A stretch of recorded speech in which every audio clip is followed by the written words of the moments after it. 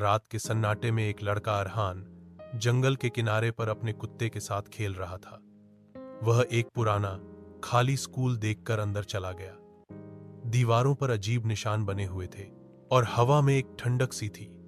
अरहान उन्हें एक कक्षा में एक पुरानी सड़ी हुई गुड़िया मिली। जैसे ही उसने गुड़िया को हाथ लगाया, दरवाजे जोर से बंद हो गए। कमरा अंधेरे में डूब गया और पीछे से एक घटती सांसों की आवाज आई। एक 3D चुड़ैल लंबे सफेद बाल, उल्टी आंखें और टेढ़े दांतों वाली कमरे में प्रकट हुई। वह बोली, तूने मेरी गुड़िया छुई है, अब तुझे मेरे साथ रहना होगा। अरहान ने भागने की कोशिश की, मगर दरवाजा दीवार में बदल चुका था। चुड़ैल ने जादुई उंगली से जमीन पर दायरा बनाया और चीखते हुए बोली, कार्टून की दुनिया में आपका स्वागत है। अगले लम्हे अरहान 3D कार्टून में बदल चुका था।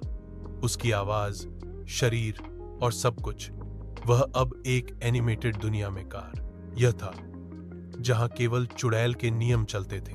कहा जाता है, जो भी इस गुड़िया को छुएगा वह अरहान जैसा अंजाम पाएगा।